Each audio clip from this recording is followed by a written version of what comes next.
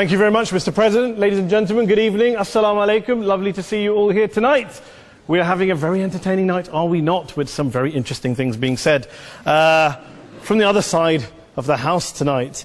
Let me begin by saying, as a Muslim, as a representative of Islam, I would consider myself an ambassador for Islam, a believer in Islam, a follower of Islam and its Prophet.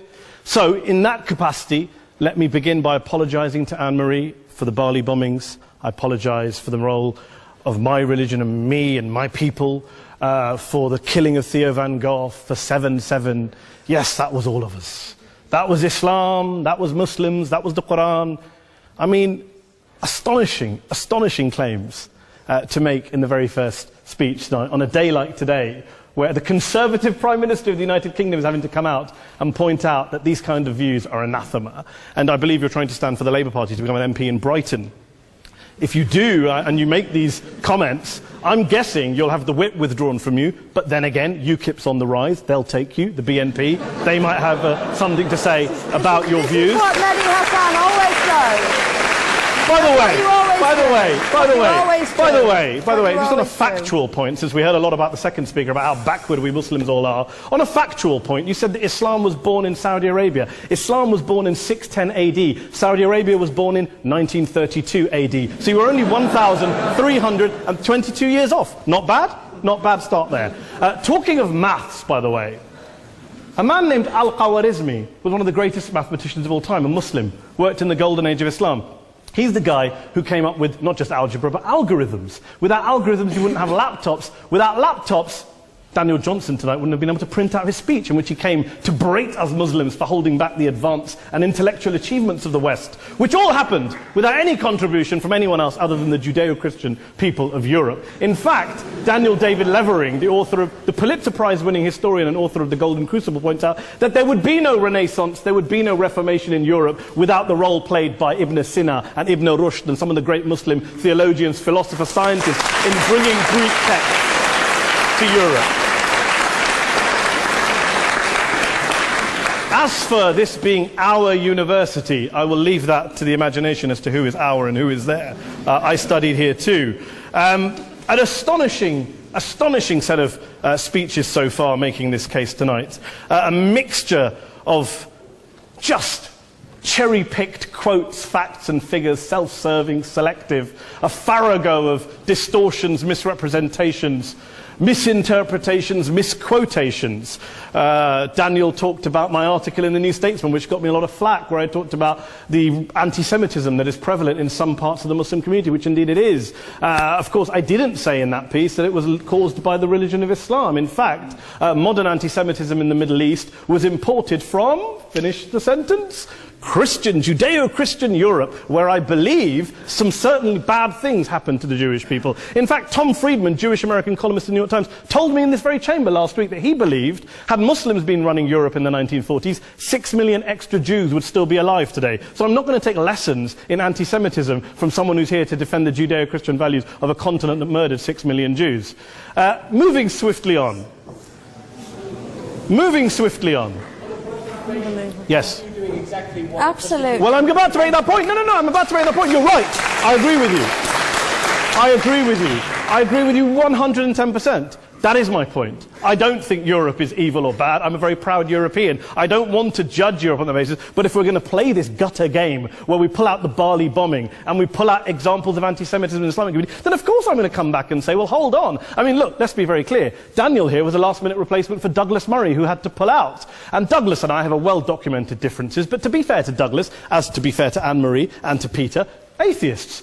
Atheists see all religions as evil, violent, threatening. What the problem I have with Daniel's speech is that Daniel comes here to run this robust defense of Christianity, forgetting that his fellow Christians, people who said they were acting in the name of Jesus, gave us the Crusades, the Spanish Inquisition, the anti-Jewish pogroms, European colonialism in Africa and Asia, the Lord's Resistance Army in Uganda, not to mention countless arson and bomb attacks on abortion clinics in the United States of America to this very day. I would like a little bit of humility from Daniel first before he begins lecturing other communities and other faiths on violence, terror and intolerance.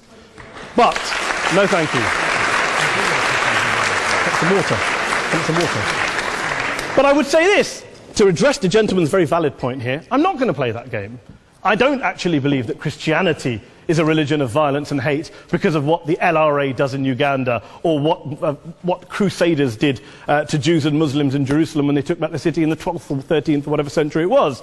I believe that Christianity, like Islam, like pretty much every mainstream religion, is based on love and compassion and faith. I do follow a religion in which 113 out of the 114 chapters of the Quran begins by introducing the God of Islam as a God of mercy and compassion. I would not have it any other way. I don't follow a religion which introduces my God to me as a God of war, as some kind of Greek God of wrath, as a God of hate and injustice. Not at all. As Adam pointed out, you go through the Quran and you see the mercy and the love and the justice. And yes, you have verses that refer to warfare and violence. Of course it does. This is not a motion about pacifism. I'm not here to argue that Islam is a pacifistic faith. It is not. Islam allows military action, violence in certain limited contexts. And yes, a minority of Muslims do take it out of that context. But is it religious? We talked about Woolwich. Daniel and Anne-Marie have suggested that it's definitely religion that's behind all of this. Well, actually, what I find so amusing tonight is we're having a debate about Islam. And the opposition tonight have come forward. We have a graduate in law, a graduate in modern history, a graduate in chemistry. And, you know, I admire all of their intellects and their abilities, but we don't have anyone who's actually an expert on Islam, a scholar of Islam, a historian of Islam, a speaker of Arabic, even a terrorism expert or a security expert or a pollster, let alone to talk about what Muslims believe or think. Instead, we have people coming here, putting forward these views, putting forward these sweeping opinions. Listen to Professor Robert Pape of the University of Chicago, one of America's leading terrorism experts, who, unlike our esteemed opposition tonight, studied every single case of suicide terrorism between 1980 and 2005, 315 cases in total. And he concluded, and I quote, "There is little connection between suicide terrorism and Islamic fundamentalism or any of the world's religions. Rather, what nearly all suicide terrorist attacks have in common is a specific secular and strategic goal to compel modern democracies to withdraw military forces from territory that the terrorists consider to be their homeland." And the irony is, when we talk about terrorism, the irony is that the opposition and the Muslim terrorists, the Al-Qaeda types, actually have one thing in common. Because they both believe that Islam is a warlike, violent religion. They both agree on that. They have everything in common. Osama bin Laden would be nodding along to everything he's heard tonight from the opposition side. He agrees with them. The problem is that mainstream Muslims don't. The majority of Muslims around the world don't.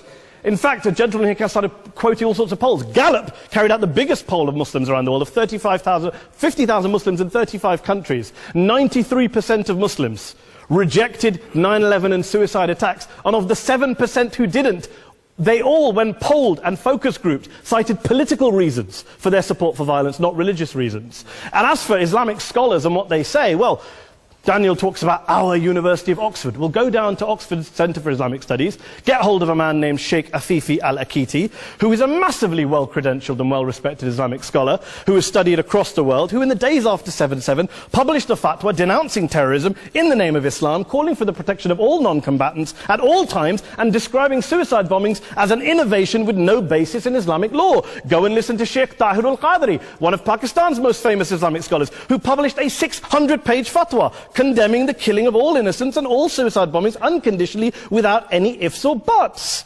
There's nothing new here. This is mainstream Islam, mainstream scholarship, which has said this for years. You don't go out and kill people willy-nilly in the high street or anywhere else, on a bus or a mall, based on verses of the Quran that you cherry-pick without any context, any understanding, any interpretation, or any commentary of Islam. Anne-Marie comes and scares us with her talk of Sharia law. I would like to see the book of Sharia law. It doesn't exist. People argue over what Sharia law is.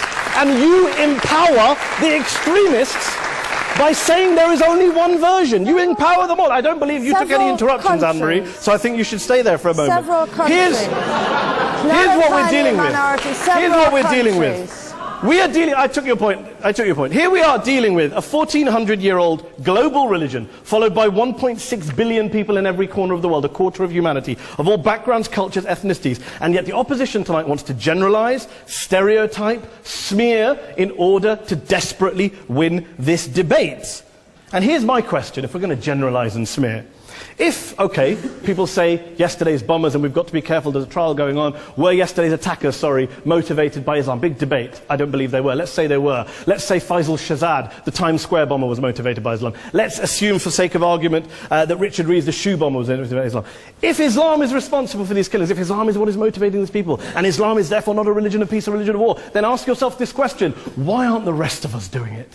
Why is it such a tiny minority of Muslims are interpreting their religion in the way that the opposition claim they are? Let's assume there are 16,000 suicide bombers in the world. There aren't. Let's assume there are for the sake of argument.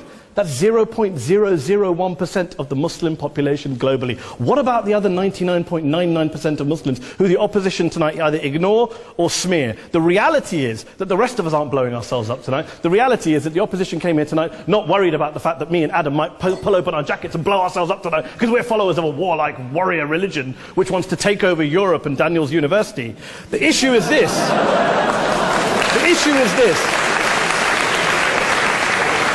Unless the opposition can tell us tonight, and Peter Atkins is here, one of our great atheist intellectuals, can tell us tonight, can answer this question tonight: why don't the vast majority of Muslims around the world behave as violently and aggressively as a tiny minority of politically motivated extremists? Then they... Thank you very much for your time.